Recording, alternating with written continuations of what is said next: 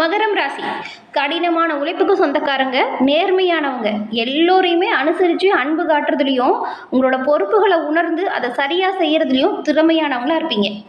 நம்ம ஒவ்வொருத்தருமே ஒவ்வொரு நாளுமே நல்லது நடக்கணும் அப்படின்னு விரும்புறது வாடிக்கையான ஒரு விஷயம்தான். அப்படி தினம்தோறும் நல்லது நடக்கணும் அப்படின்னா ஒரு சில விஷயத்தை நீங்கள் தொடர்ந்து செய்யணும். அது மட்டும் இல்லாமல் அந்த விஷயங்கள் என்ன, இந்த மாதம் உங்களுக்கு கிரகநிலை அமைப்பு எப்படி ஏற்பட்டிருக்கு, அந்த அமைப்பால் என்ன விஷயங்கள் நடக்க போகுது உங்களோட வாழ்க்கையில், இது பற்றின ஒரு முழுமையான தகவலையும் தான் உங்களுக்காக இந்த பதிவில் நாங்கள் சொல்லியிருக்கோம். இந்த பதிவு மகர ராசி அன்பர்கள் நீங்கள் பயன்பெறும் வகையில் இருக்குங்க. அதனால் ஸ்கிப் பண்ணாமல் முழுமையாக பாருங்கள். நீங்கள் இப்போ தான் ஃபர்ஸ்ட் டைம் நம்மளோட சேனலை பார்க்குறீங்க அப்படின்னா மறக்காமல் நம்மளோட சேனலை சப்ஸ்கிரைப் பண்ணி வச்சுக்கோங்க. மகர ராசி சனி பகவானை ராசி அதிபதியாக கொண்ட ராசி. இந்த ராசியில் 3 நட்சத்திரங்கள் இருக்குது.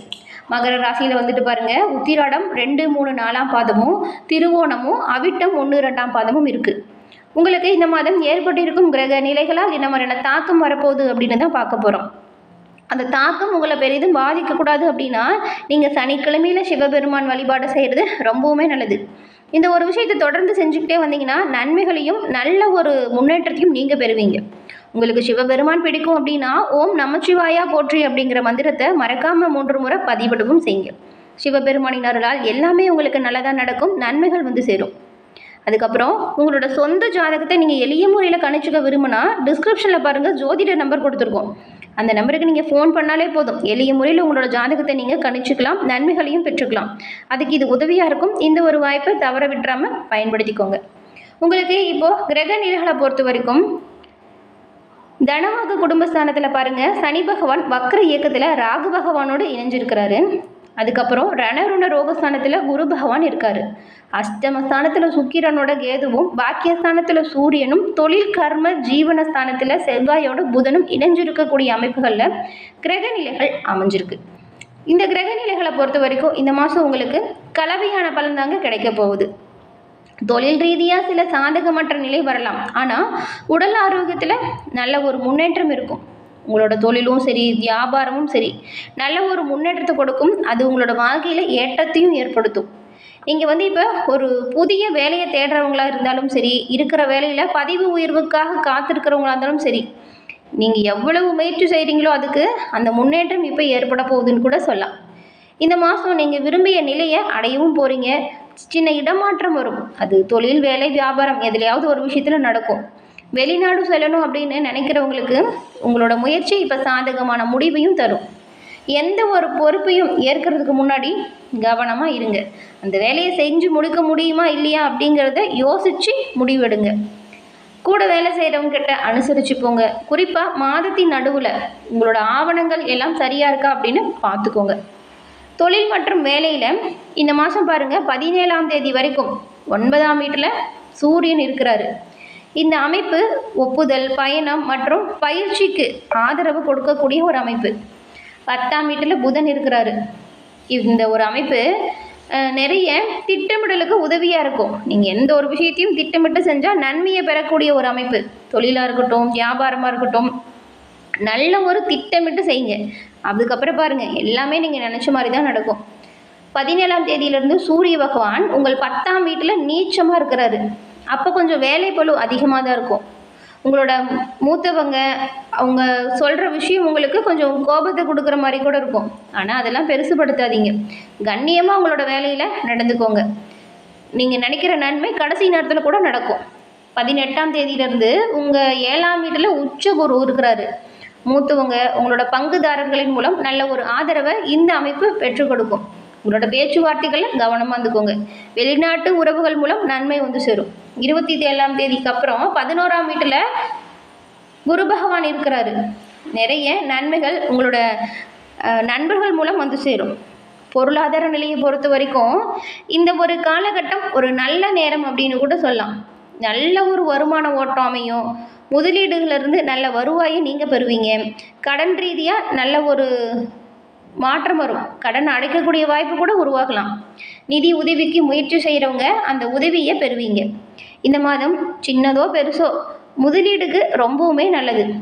சிறிய பணம், சிறிய பயணம், இது எல்லாமே ஏற்படும்.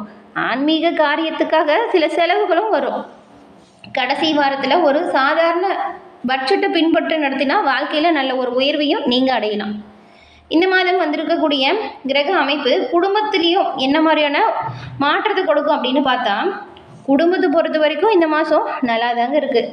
குடும்ப உறுப்பினர்கள்கிட்ட நீங்கள் எல்லாரும் ஒன்று சேர்ந்து கூட புனித யாத்திரை செல்கிற மாதிரியான வாய்ப்பு வரும். அப்படி வரக்கூடிய வாய்ப்பை சரியாக பயன்படுத்திக்கோங்க.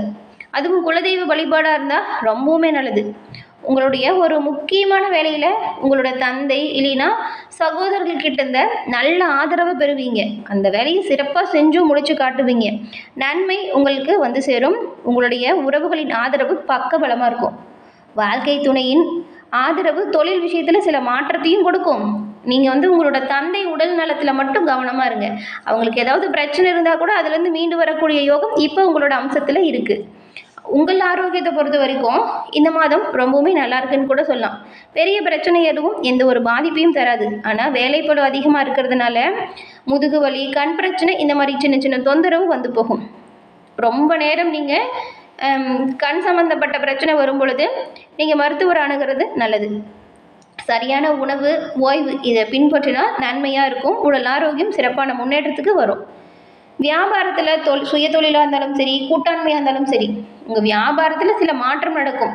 வியாபார விரிவாக்கத்திற்கான சில ஒப்பந்தம் உங்களோட கூட்டாளிகளோடு நீங்கள் இப்போ போட போகிறீங்க. இந்த மாதத்தில் 3வது வாரத்திலிருந்து நல்ல விஷயங்கள் உங்களுக்கு நடக்கும். நிறைய ஆர்டர் கிடைக்கும். வியாபாரம் மேம்பட தொடங்க போகுது. முதல் 2 வாரங்கள் வருமானத்திற்கு சாதாரணமாக தான் இருக்கும். புதிய முயற்சியை தொடங்க இந்த மாதம் மிகவும் ஒரு நல்ல மாதம், நல்ல ஒரு காலகட்டம்னு கூட சொல்லலாம். அடுத்தடுத்து வரக்கூடிய வாய்ப்புகள் எல்லாமே சிறப்பான முன்னேற்றமாக இருக்கும். அதற்கான அறிகுறி இப்பொழுதே உங்களுக்கு தெரியும் பாருங்கள். மாணவர்களுக்கு பொறுத்த வரைக்கும் இந்த மாதம் ரொம்பவுமே நல்ல ஒரு காலகட்டம். ஆசிரியர்கள் உங்களுக்கு ஆதரவாக இருப்பாங்க. உங்களுடைய தாய் தந்தையுமே உங்களோட படிப்பு விஷயத்தில் உறுதுணையாக இருப்பாங்க. உங்களுக்கே உங்கள் மேலே தன்னம்பிக்கை அதிகரிக்கும். நீங்கள் தேர்வு மற்றும் படிப்பெல்லாம் சிறப்பாக செயல்படுவீங்க. வெளிநாட்டு நிறுவனத்தில் சேர்க்கைக்காக காத்திருக்கக்கூடிய மாணவர்களுக்கு இந்த மாதம் நீங்கள் நல்ல முடிவை எதிர்பார்க்கலாம். இந்த மாதம் வரக்கூடிய நன்மை அதிகரிக்கவும் பிரச்சனைகள் நீங்கவும் இந்த பரிகாரத்தை பின்பற்றுங்க. 10ஆம் வீட்டில் சூரியன் நீச்சத்தோடு இருக்கிறாருன்னு சொன்னோம். இதனால் வரக்கூடிய பிரச்சனைகள் தீரணும் அப்படின்னா ஞாயிற்றுக்கிழமையில் சூரிய பகவானுக்கு நீர் அர்ப்பணம் செய்கிறதும் மூத்தவங்க கிட்ட பணிவாக நடந்துக்கிறதும் நல்லதாக இருக்கும். 9ஆம் வீட்டில் சுக்கிரன் நீச்சம் பெற்றிருக்கிறாருன்னு சொன்னோம். இதனால் வரக்கூடிய பிரச்சனைகள் தீர மகாலட்சுமி தாயாருக்கு வெள்ளிக்கிழமையில் பூஜைகள் செய்வதும் புனித யாத்திரைகள் மேற்கொள்வதும் நல்லது. அன்றைய தினம் வாக்குவாதத்தை நீங்கள் கட்டாயமாக தவிர்க்கணும். இந்த விஷயத்தை கவனமாக ஞாபகம் வச்சுக்கோங்க. 7ஆம் வீட்டில் உச்ச குரு இருக்கிறாரு 18ஆம் தேதியிலிருந்து. அப்போ பெரியவங்க உங்களோட வழிகாட்டிகளை மதித்து நடந்துக்கணும். வியாழக்கிழமை நாளாக பார்த்து மஞ்சள் நிற இனிப்புகளை ஏழை எளிய நபர்களுக்கு தானம் செய்யுங்க. இது ரொம்பவுமே நல்லது. 2ஆம் வீட்டில் ராகு இருக்கக்கூடிய இந்த காலகட்டத்தில் நீங்கள் என்ன பண்ணலாம் அப்படின்னு பார்த்தா, பணம் விஷயத்தில் எந்த ஒரு விஷயம் செஞ்சாலுமே கவனமாக இருங்க, கவனமாக பேசுங்க. திடீர்னு வரக்கூடிய வாக்குவாதத்தை தவிர்த்தாலே பெரும்பாலும் நீங்கள் இந்த மாதம் பிரச்சனையிலிருந்து விடுபட்டு வர முடியும். நன்மைகளை நீங்கள் அடைய முடியும். எல்லா வகையிலுமே யோகமான பலன்களை பெற தொடர்ந்து முருகப்பெருமானை வழிபடுங்க. நன்மையை நீங்கள் பெறுவீங்க. இந்த மாதம் வரக்கூடிய பிரச்சனைகள் இந்த பரிகாரத்தை செய்வதன் மூலம் உங்களை விட்டு நீங்கும். பணவரத்து நீங்கள் எதிர்பார்த்ததை விட அதிகமாகவே வரும். பூர்வீக சொத்தில் இருந்த பிரச்சனை தீரும். வழக்கு விவகாரங்களும் சாதகமாக நடக்கும். தொழில் வியாபாரத்தில் நீங்கள் எதிர்பாராமல் வர இருக்கக்கூடிய குறுக்கீடுகள் இருந்துமே விடுபட்டு வர முடியும். உத்தியோகத்தில் இருக்கிறவங்க உங்களோட வேலையில் நீங்கள் கொஞ்சம் கவனமாக இருக்கணும். மற்றவங்களோட வேலைகளை பொறுப்பை எடுத்து நடக்கும் பொழுது இன்னுமே கவனமாக செயல்படணும். கணவன் மனைவிக்கிடையே அனுசரித்து செல்வதன் மூலம் அமைதியை உருவாக்க முடியும். பெண்களுக்கு எந்த ஒரு விஷயத்துலையுமே முடிவெடுக்கிறதுக்கு முன்னாடி ஒரு முறைக்கு பலமுறை யோசித்து எடுக்கிறது நல்லது. வரக்கூடிய நன்மைகள் யாவும் உங்களோட வாழ்க்கையில் நீங்கள் சிறப்புடன் பெறக்கூடிய அமைப்பு முருகனின் அருளால் கிடைக்கும். மாணவர்கள் கல்வியில் மட்டும் கவனம் செலுத்துறது வெற்றி வாய்ப்புக்கு உதவியாக இருக்கும். சக மாணவர்கள், நண்பர்கள் அவங்களுக்கு ஏதாவது பிரச்சனை அப்படின்னு வரும்பொழுது நீங்கள் தலையிடுறீங்க இல்லையா, அந்த விஷயத்தை தவிர்த்தாலே பெரும்பாலும் நல்லது. உங்களோட வேலை, உங்களோட படிப்பில் மட்டும் கவனம் செலுத்துறது நல்லது. இந்த மாதம் நிறைய அனுபவம் கிடைக்கும். பொறுப்பு அதிகரிக்கும். எச்சரிக்கையாக செயல்படுறதுனால எல்லா நன்மைகளையுமே நீங்கள் பெறுவீங்க. குடும்பத்தில் இருந்த பிரச்சனையை நீங்கிடும். ஒரு நம்பிக்கை, புத்துணர்ச்சி வரும். உங்களோட தொழில் வியாபாரத்தில் நல்ல ஒரு முன்னேற்றத்தையுமே நீங்கள் இப்போ ஏற்படுத்த போகிறீங்க. சுற்றி இருக்கிற எல்லோருமே உங்களோட செயலை கண்டு ஆச்சரியப்பட போகிறாங்க. எல்லா வகையிலுமே நன்மை முருகனின் அருளால் உங்களுக்கு கிடைக்க வாழ்த்துக்களை தெரிவிச்சுக்கிறோம். என்ன நேயர்களே, இந்த பதிவு நீங்கள் பயன்பெறும் வகையில் அமைஞ்சிருக்கும்னு நினைக்கிறோம். பதிவு பிடிச்சிருந்தா லைக் பண்ணுங்கள். மறக்காமல் நம்மளோட சேனலை சப்ஸ்கிரைப் பண்ணி வச்சுக்கோங்க.